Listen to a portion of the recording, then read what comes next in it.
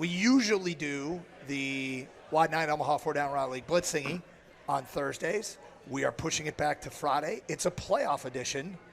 And Kang is out today, so back in our studios will be Kenny. And let's get at it.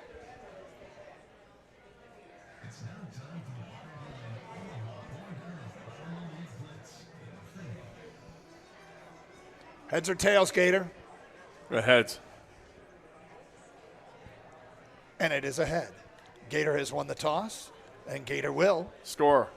Are you going to receive? Taking that ball. Are you defer? You're taking the ball. All right, let's go. First question. Kenny goes to Gator. First question, who is the next Nick Saban of college football, and who is the next Bill Belichick of the NFL? First of all, let's just admit that it's awfully hard to say there's going to be a next one because these guys have been the GOATs, respectively.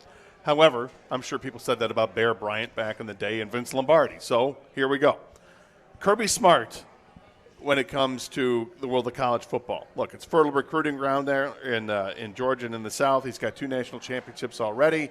I think personally they're going to win the one this upcoming season because they bring the quarterback back. They bring a lot of players back. It's Georgia. They've done a great job. I think he's been fantastic. From the NFL side, I'm going to go with Kyle Shanahan. Now, he hasn't won the Super Bowl yet, but there's a system that he's got in place where it seems like every quarterback that goes through there plays well in that system, and that looks pretty good.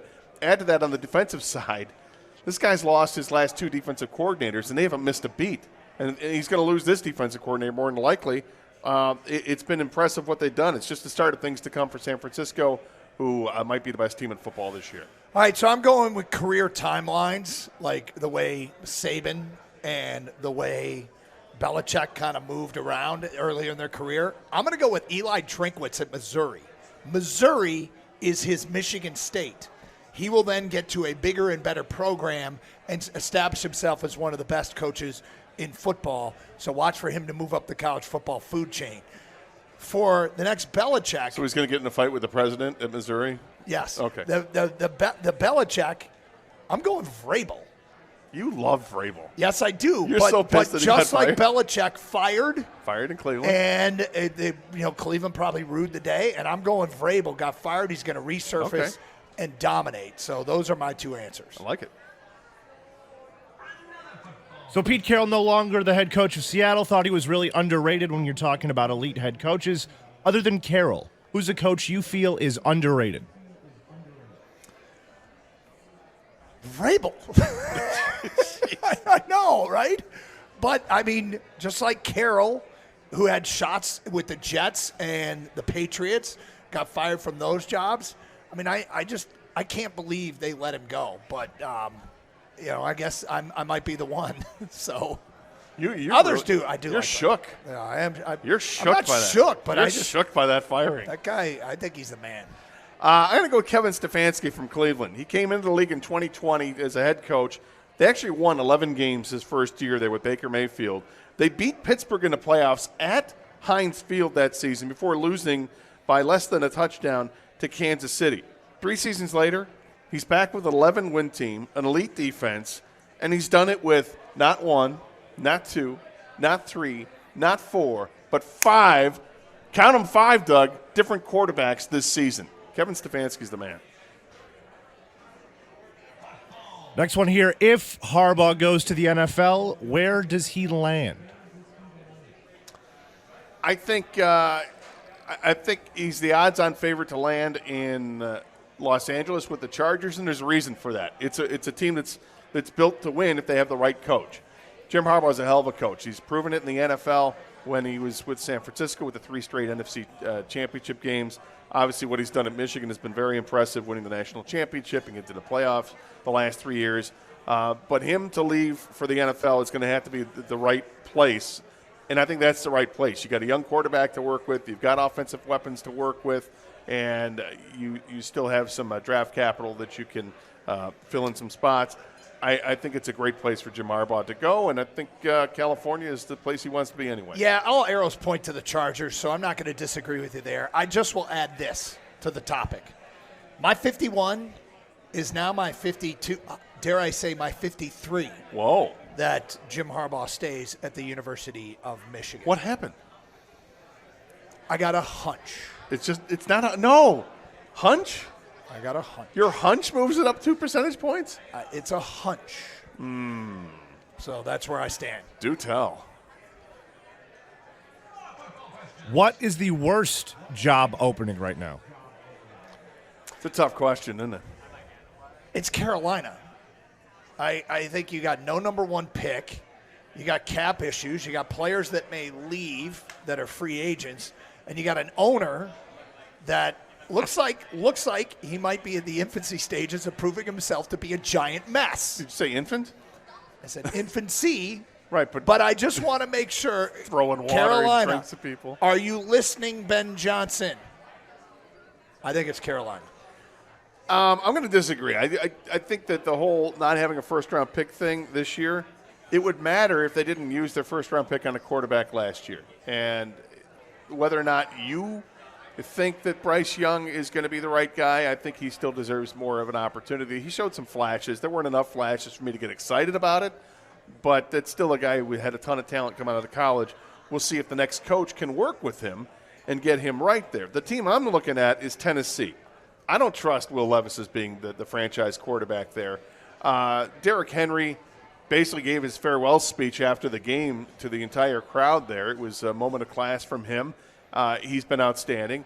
And I think by the time they end up picking, which I think they have the 7th pick in the draft, by that point, the top quarterbacks are gone, and they're probably stuck with Levis anyway, thinking that he's going to be the guy rather than maybe trading back and taking a chance on someone else like Bo Nix. So I think it's the Tennessee job. I think it's terrible. Plus, oh, by the way, you're replacing somebody that's a legend. Oh, I'm sorry. Pick the upset this I'm sorry, wild just had to card get the weekend. last point. The upset this wild card weekend. Well, I've been talking about it for a week now since we found out what this matchup was going to be. I firmly believe the Green Bay Packers are going to give the Cowboys fits. Wow. I think they're going to give them a lot of fits here because they've got their offense is getting healthier and healthier. Looks like Christian Watson's going to come back there. Jaden Reed is becoming a star over there. Jordan Love has had an amazing first year as the starting quarterback. 30 touchdown passes, the whole bit. He looks great. The problem that he gives Dallas is that he is mobile as well. He's a lot like Dak Prescott. He can get out of trouble, turn things upfield, and make some plays. And he's got good size to boot, so he can see over the line. I know that Dallas is Micah Parsons, and he might be the biggest problem for quarterbacks in the NFL, but maybe his ability to move around can neutralize what number 11 does in that defense.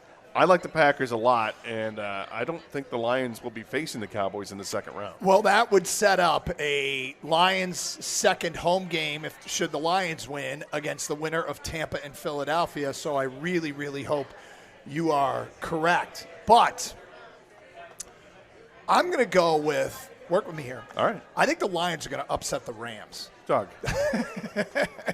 Oh, the Sharps are on top of the Rams. They're not an upset. I It's not an upset. know. Cleveland over the Texans. I'm going to take the veteran playoff-tested quarterback against the rookie quarterback. I'll take Cleveland in that defense to win that game against the Houston Texans. That matchup is so much fun. Cleveland and Houston, I love it with the rookie quarterback. I think it's a great young team they have there. I almost went with D'Amico Ryans as my next up-and-comer, babe, in terms of the next head coach, because he's going to have an opportunity with a really young quarterback to build that thing up there, and Cleveland's got that great defense. It should be a really nice matchup.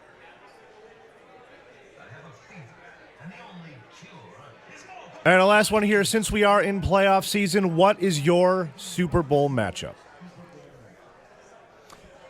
All right, well, I'd love to rattle cages and come up with something creative, but I'm pretty boring. I'm taking the 1 seed versus the 1 seed. I'll go San Francisco against Baltimore in the Super Bowl. And I just I think it'll be a phenomenal Super Bowl game. I look forward to that. But picking the 1 seeds is so boring, but that's what I think is going to happen. And what a game it could be if it's San Francisco and Baltimore. I really think it would be a fascinating matchup. You know me, Doug, I don't like to be boring at all. I like to be exciting, spontaneous. Oh, here we go. But I got the same thing. San Francisco and Baltimore, man. It's just Lamar is playing with a chip on his shoulder. You know, the whole I'm going to negotiate my own contract thing. Everybody thought he was stupid for doing so. He did it. He's playing at a different level this year. Everybody questions whether or not he's going to be a playoff performer. This is the year that he shows off in the playoffs. So he's going to get his team there. And San Francisco just might be the best team in all of football. I really like that matchup. I talked about Kyle Shanahan before and what he can do with that team and how many quarterbacks they've brought in, the defenses that they continue to employ despite the fact that they have different defense coordinators every year. It's going to be a fantastic matchup to see if you can stop Lamar Jackson. Baltimore's got a great defense. I think Baltimore can do enough to stop San Fran, but can San Fran do enough to stop Baltimore? I'll tune in February. And there you go. That concludes the Y9 Omaha 4 Down Around the League Blitz Thingy playoff edition. Although I got to tell you, there's two things. One is I screwed something up. Cleveland actually is favored. Uh-oh. Yeah, but I was down to that, and I was down to Tampa over Philly. So I guess I'll revamp and go with Tampa over Philly. And the reason is because Philly's a mess. Let's just say that I work on the Michigan broadcast with somebody who covers the Eagles on a week-in, week-out basis, who wore number 8 and played at Michigan. And he thinks that team and that organization is reeling right now. So watch for that one as well.